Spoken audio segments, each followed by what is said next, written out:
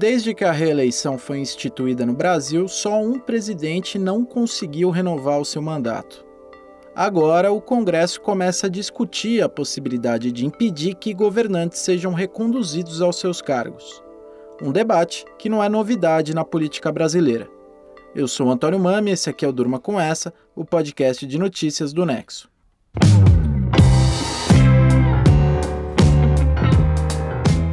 Olá, eu sou o Conrado Corsaletti, estou aqui com o Antônio para apresentar esse podcast que vai ao ar todo começo de noite, de segunda a sexta, sempre com notícias que podem continuar a ecoar por aí. Segunda-feira, 11 de março de 2024. Dia em que o jornal O Globo publicou um levantamento apontando que a ideia de acabar com a reeleição em cargos majoritários já tem maioria na Comissão de Constituição e Justiça do Senado. De acordo com a reportagem, 16 dos 27 senadores do colegiado disseram ser a favor da proibição da recondução de presidentes, governadores, prefeitos e senadores. O senador Marcelo Castro, do MDB do Piauí, foi escolhido relator de uma proposta de emenda constitucional para tratar do tema. Com a abolição da reeleição, os chefes do executivo ganhariam um ano a mais de mandato, podendo ficar 5 anos no poder em vez de 4. Senadores passariam a ter um mandato único de 10 anos, em vez dos atuais 8 anos infinitamente renováveis. Já os deputados federais, estaduais e vereadores, que são cargos proporcionais, os mandatos seriam de 5 anos em vez dos atuais 4 anos. A renovação, sem restrições, seria mantida. O Marcelo Castro desenhou 3 propostas para implementar o fim da reeleição. Uma delas prevê que as eleições municipais não coincidam com os pleitos estadual e federal, assim como acontece hoje. Ou seja, o país continuaria a ter eleições alternadas. As outras 2 propostas sugerem ferramentas de transição diferentes para que todas as eleições sejam realizadas no mesmo ano, ou seja, a cada 5 anos a partir da década de 2030. Nesse modelo, o eleitor votaria ao mesmo tempo para presidente, governador, senador, deputado federal, deputado estadual, prefeito e vereador. O relator da proposta vai apresentar as alternativas aos líderes partidários no Senado e vai elaborar o seu parecer a partir daquela que tiver mais aceitação. Mas ela só vai fazer efeito para 2028, 2030. Ela não mexe nem com o direito adquirido e nem com a expectativa de direito. Então, os prefeitos e vereadores que serão eleitos agora, em 2024, serão eleitos com as regras atuais. Os deputados, governador, presidente da República, senadores que forem eleitos em 2026, serão eleitos com as regras atuais. Não muda nada. Agora, em 2028, é que a gente coloca um mandato de 5 anos para os prefeitos e a partir de 2030 nós colocamos um mandato de 5 anos para os governadores e presidente da República, deputado e tudo mais. Você ouviu aí um trecho de uma entrevista do Marcelo Castro para a Rádio Senado, na qual ele explica que o fim da reeleição só passaria a valer a partir das eleições de 2028. Para isso, a proposta precisa ser aprovada na Comissão de Constituição e Justiça da Casa, depois no plenário e então ser encaminhada à Câmara dos Deputados. Se ela for aprovada com alterações na Câmara, ela volta para o Senado. Isso quer dizer que ainda tem um bom caminho para essa ideia vingar. A proposta tem apoios de peso. O presidente do Senado, Rodrigo Pacheco, trabalha para que ela seja aprovada ainda em 2024. Estão alinhados com ele outros nomes importantes da casa, como Davi Alcolumbre, presidente da Comissão de Constituição e Justiça.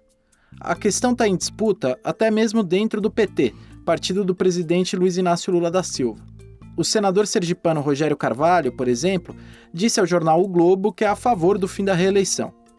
O argumento usado pelos defensores da pauta é que a possibilidade de reeleição faz com que governantes atuem no cargo como se estivessem constantemente em campanha, abusando do uso da máquina pública para tentar um segundo mandato. O Lula recebeu líderes do Senado no começo de março e aproveitou a ocasião para se colocar contra a proposta. A deputada Gleisi Hoffmann, presidente do PT, diz que a ideia é oportunista e um retrocesso. Ela afirmou que o fim da reeleição só passou a ser discutido quando petistas foram reeleitos à presidência, como o Lula e a Dilma Rousseff. Vale lembrar que nenhuma dessas propostas pelo fim da reeleição, pelo menos por hora, atinge o Lula hoje, ou seja, Se ele quiser se candidatar em 2026, pode. Para além da discussão sobre a pertinência de acabar ou não com a reeleição, existe o debate sobre a unificação das eleições federais, estaduais e municipais. O Rodrigo Pacheco, que é defensor da proposta, diz que a ideia economizaria dinheiro e tiraria o Brasil de um estado de perenidade de discussão eleitoral, onde já se discute a eleição municipal quando acabam as eleições federais e estaduais, e vice-versa. Mas existem argumentos contrários à coincidência de eleições. O cientista político Magno Call, diretor-presidente do Movimento Livres, disse ao site Poder 360 que isso diminuiria muito o nível médio de informação e atenção que o eleitor dá a cada voto.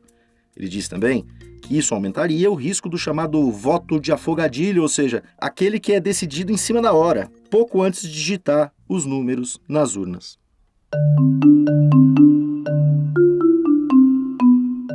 A Constituição Federal foi promulgada em 1988, prevendo um mandato único de 5 anos para os chefes do Executivo.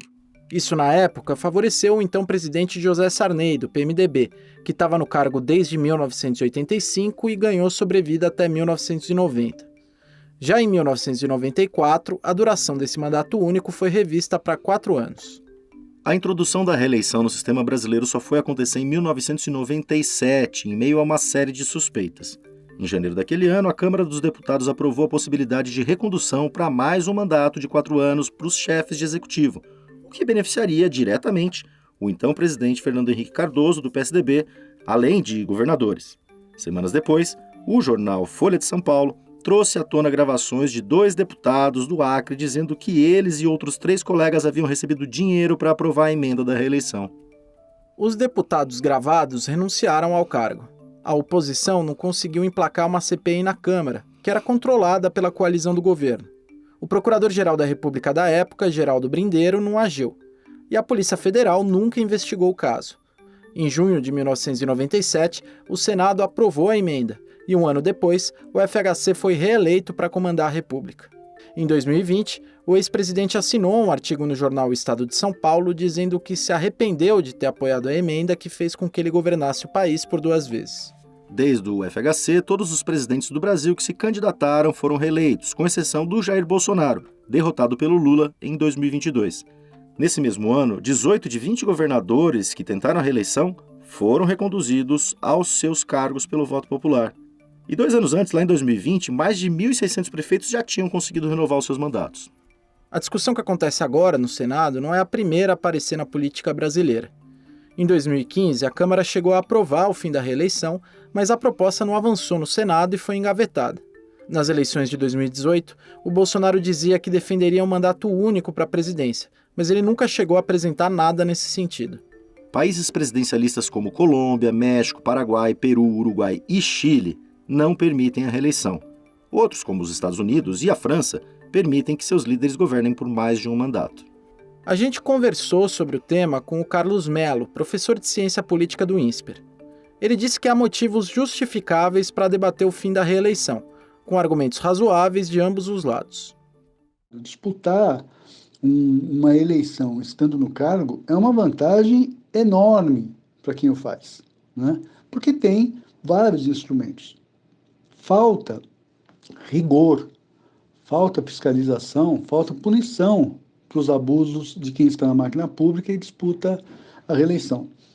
Agora, não é só isso, né? Eu acho que, independente disso, a reeleição também tem um lado positivo. É a chance do eleitor ser chamado para opinar se aquele determinado governante deve continuar ou não. Apesar disso, Carlos Mello afirma que muitas vezes os interesses que movem os parlamentares são pouco nobres, sobretudo quando essa pauta é discutida na Câmara. São interesses como enfraquecer o governante de ocasião ou ganhar poder de barganha em outras negociações. No Senado, onde há políticos mais experientes, o professor diz que o debate deve levar tempo para amadurecer. A questão da reeleição, ela sim precisa ser discutida no Brasil, mas os interesses têm que ser do melhor funcionamento do mecanismo e não de impedir este ou aquele grupo de continuar no poder.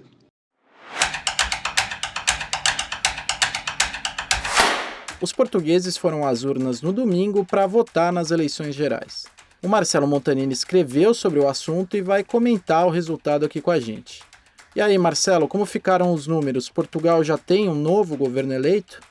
A Aliança Democrática, que é formada por partidos da direita tradicional e é liderado pelo Partido Social Democrata, venceu a eleição com uma margem estreita em relação ao Partido Socialista. Foram 79 deputados eleitos contra 77 dos socialistas, é menos do que a maioria parlamentar, que seria de 116 dos 230 deputados. O Chega, de extrema-direita, se consolidou como a terceira força política do país, com 48 parlamentares, e se tornou o fiel da balança. Agora, Marcelo Rebelo de Sousa, que é o presidente português, vai conversar com todos os partidos que têm representação na Assembleia da República e deve indicar Luiz Montenegro, que é o líder da Aliança Democrata, a formar governo. Não há um prazo estipulado para essa tarefa, mas geralmente a tentativa de formação de uma coalizão dura em torno de um mês em Portugal. Após a posse, o governo tem 10 dias para apresentar o programa de governo, ou seja, as negociações começaram agora. A Aliança Democrática pode formar uma coalizão com o Chega? Qual que é a força da extrema-direita em Portugal? Então, André Ventura, que é o líder do Chega, é a favor de uma coalizão. Mas o Luiz Montenegro, que é o líder da Aliança Democrática, descartou essa possibilidade. Montenegro já havia dito durante a campanha que não faria uma aliança com o Chega e repetiu isso no domingo no discurso da vitória. Não pegaria bem para ele prometer, reafirmar e voltar atrás. Mas o fato é que o Chega, que é um partido populista de extrema-direita com bandeiras anticorrupção, anti-imigração e um discurso antissistema, cresceu substancialmente. Se a Aliança Democrática não formar governo com o Chega, vai precisar negociar projeto a projeto, inclusive o do orçamento no final do ano.